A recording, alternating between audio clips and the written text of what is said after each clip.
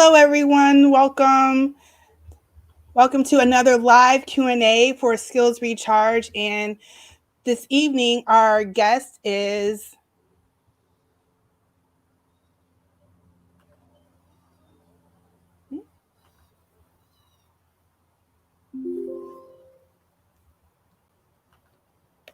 thank you for your patience.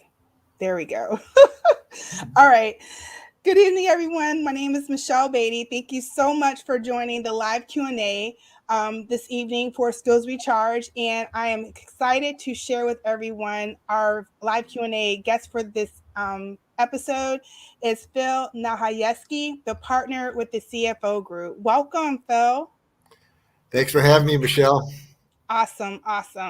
So tonight we are talking about the fractional team member, the CFO take. And so Phil is going to share what is a fractional team member.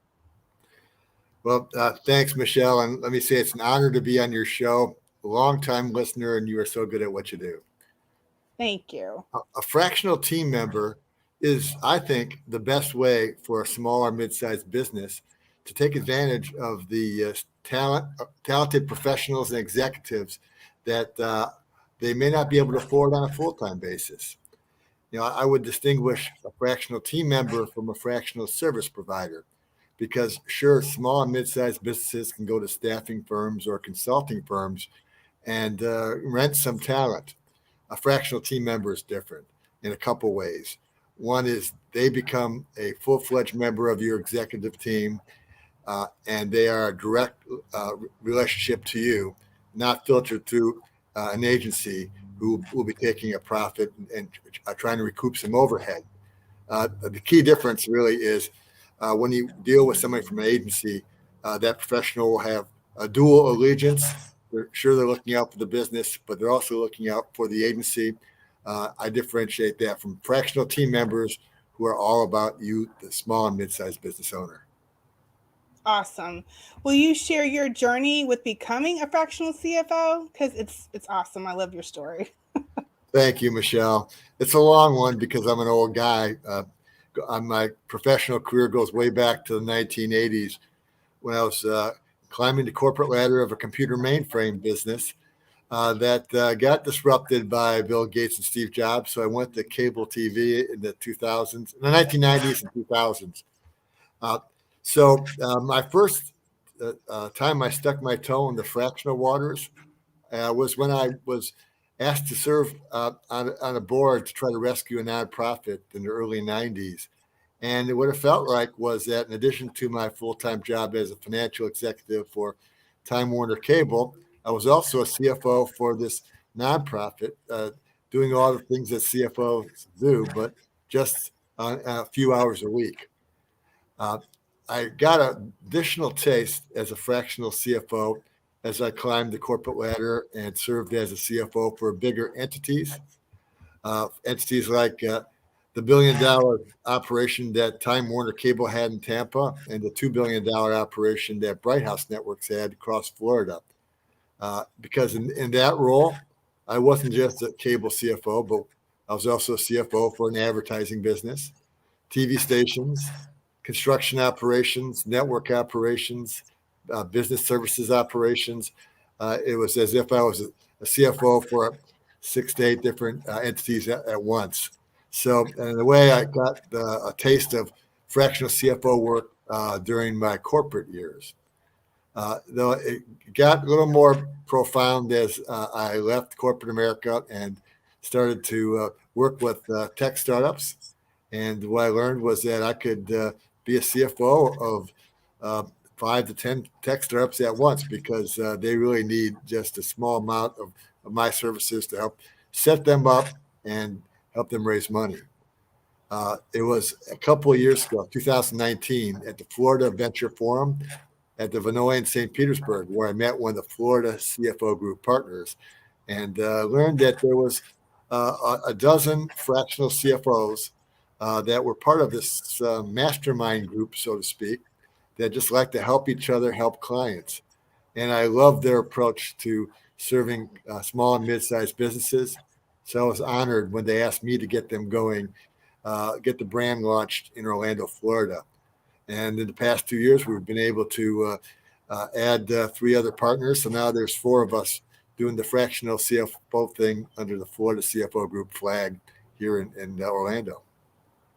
What are the basics beyond a startup or a smaller company needing a fractional team member? What are like some basic baseline criteria that you look for when looking to connect with a company? Well, small and mid-sized businesses, they may have an accountant, a bookkeeper, maybe even a controller, but if they don't have a CFO, they don't have someone really taking a strategic view of the business to make sure that the resources are strategically allocated and effectively managed. So there's the things that large corporate enterprises do to keep their financials on track that are of value to small and mid-sized businesses, and they might be missing the boat in terms of really being able to drive financial outcomes strategically. That's probably the bigger part of it. There's another element where a business owner may not really be able to tell how well their controller or bookkeeper is doing because that's not what they're trained to do. So when a small business or mid-sized business owner hires one of us, they get that strategic voice at the executive table, but they also get some oversight of their controller and bookkeeper functions. That's awesome. Thank you. Now, what are some of the skills the fractional team members offer the business, like from transferable skills to the industry specific skills, and just things that you've learned along the way from working with the different startups, the skills that you weren't aware that you would be offering them as well? Well, sure. There's quite a bit because a CFO has a wide range of skills they bring to the business, especially those of us who've been around for so long and have seen so much as we travel from industry to industry and business to business. So it's strategic planning, budgeting, and setting up metrics, KPIs, review practices. Essentially, it's giving the business owner a feeling that they're in the driver's seat and trying to get the financial outcomes for the business.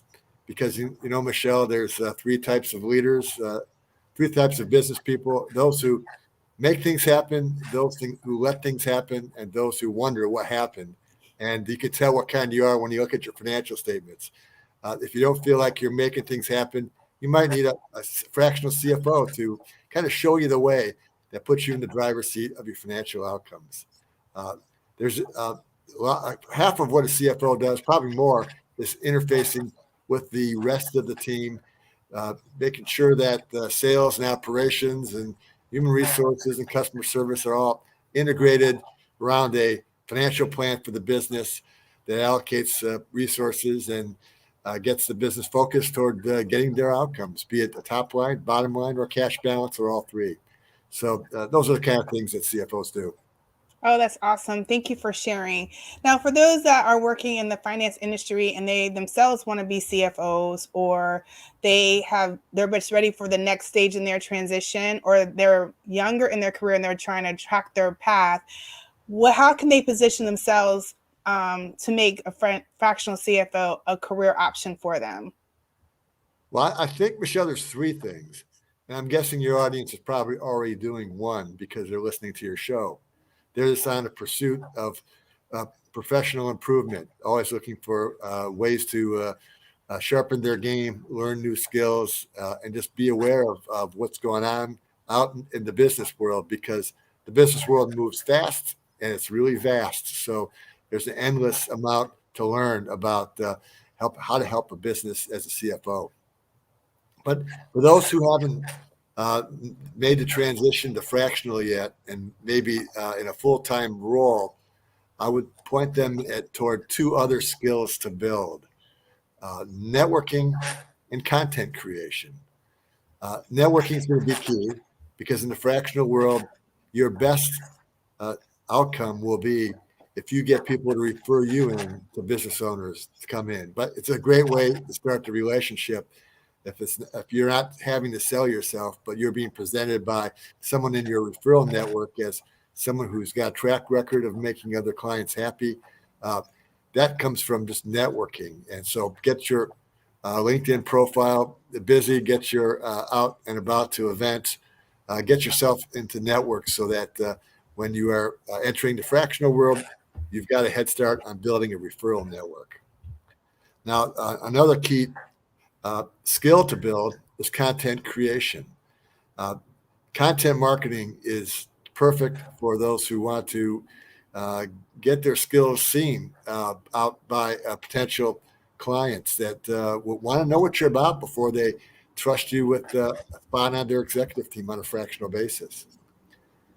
So, Michelle, please forgive me if I use this as an opportunity to talk about the FESN, my side project, That's the fine. YouTube channel, which, by the way, checks both boxes, the networking box and the content creation box.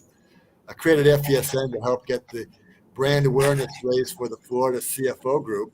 And what it is, it's a YouTube channel where I challenge experts and entrepreneurs to do a 1 minute video. We call them meaningful minutes, something that will be meaningful for entrepreneurs.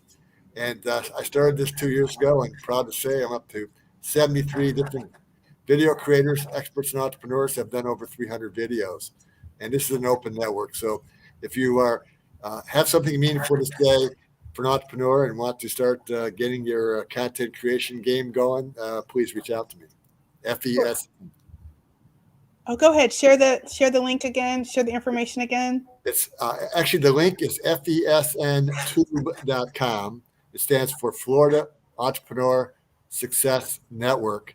And it intentionally sounds like ESPN because the vision is to create the ESPN for entrepreneurs, just the highlights, 1 minute videos of nuggets of wisdom that will be helpful to the entrepreneurs who face the day-to-day challenges that they do. Thank you so much, Kim. Thanks for joining. I see all your comments. Thank you so much. She's cheering you on, Phil. So one thing I want to just stay a little bit on his network that he was just sharing about, his meaningful minutes. Like, I have seen Phil take that from the idea to what it is today. And what I think is so amazing about it, which all of us can do, right? As content creators, we all should indirectly look at ourselves as a content creator in some form, is you look, not only are you like getting people out their comfort zone of getting in front of the camera and sharing their advice, but when you're having conversations with people, you have it all categorized. You're like, oh, I know a marketing person, here's their advice. So they're really in a position to not only, they're there to sell themselves, right? They're indirectly, they speak for themselves when you make the referral, because then people can go back to their video clip and they can go back and research them for themselves. But that's a great elevator pitch, as some might look at it. But also, it's also great advice that many people do give when they are sharing that. So anyone can start something like that related, but definitely look at Phil's as a foundation of what that could look like. So it's because it's fantastic. I think it's very creative, simple and creative. Yes, we got playlists for sales and marketing and human resources and leadership and strategy and exit strategy. I think we've got about a dozen different playlists because we wanted to sort down the 300 plus videos in a way that'd be meaningful to our viewers. So I hope your audience steps up and does some more videos for us. And I hope if that's not their thing, please go to it and pick up some pearls of wisdom, because there's probably about 10,000 years of business experience that's behind those 300-minute videos.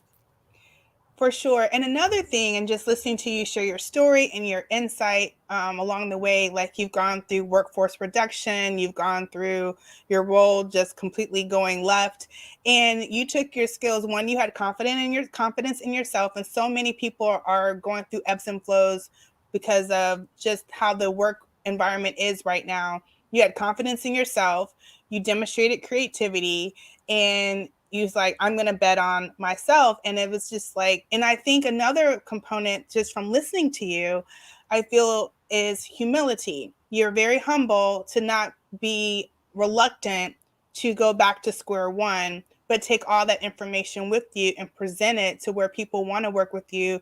They're not intimidated by your years of experience, and they see you as an accessible resource. So I think that no matter where we are in our careers, we all can learn from your actions. And there's others that carry themselves in the same way. But since you're in the hot seat, I definitely want to give you that kudos.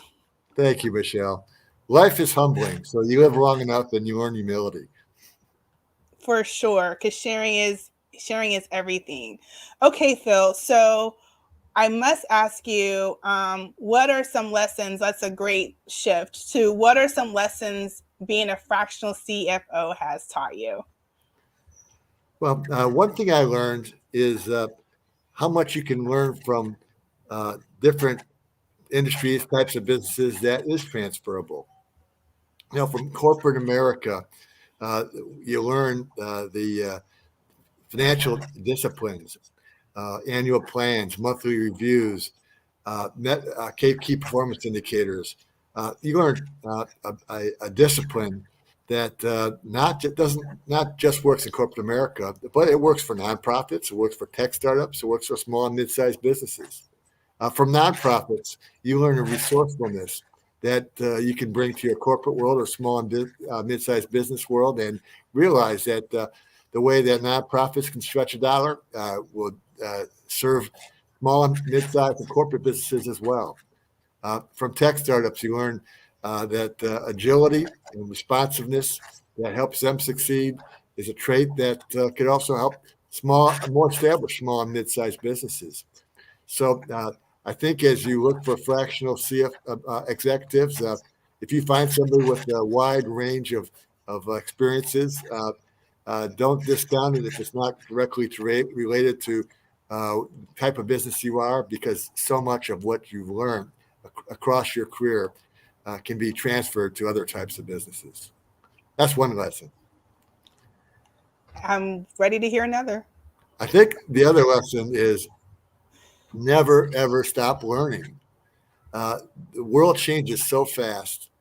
And as a fractional executive, you have a huge advantage if you are serving multiple clients at a time, because with each new client, you learn new ways to solve problems. You learn about new software tools that are available that get things done more efficiently.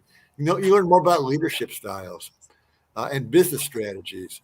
The more experience you can garner, the stronger you will be as a fractional team member. Like I said before, the world is so vast and changes so fast. The amount of information to be learned, you'll never catch up, so never stop learning. Just keep drinking from the fire hose. I totally agree. If anyone watching has any questions, please don't hesitate to put them in the comments. Phil will definitely answer them. Phil, do you have any more wisdom nuggets to share? I would say watching YouTube videos and podcasts should be part of your routine. Skills recharge, definitely. FESN meaningful minute videos, especially. But there's a vast amount to be learned by not just doing, but filling your free moments with absorbing podcasts and YouTube videos. That's awesome. And can you please share with the listeners how they can get in touch with you and the offering that you're offering to the Skills Recharge community today? Sure.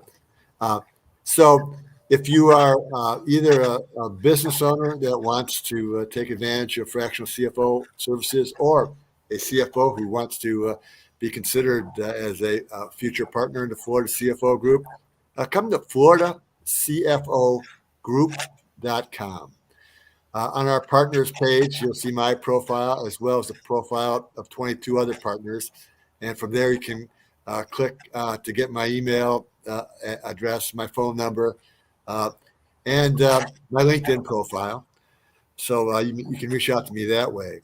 If you're interested in doing meaningful minute videos for FESN, please connect with me. You can actually just go to FESN and comment in any video, or go to my LinkedIn profile and say, I'm interested, let's connect. And believe me, I'll be all over that, because that's my passion project.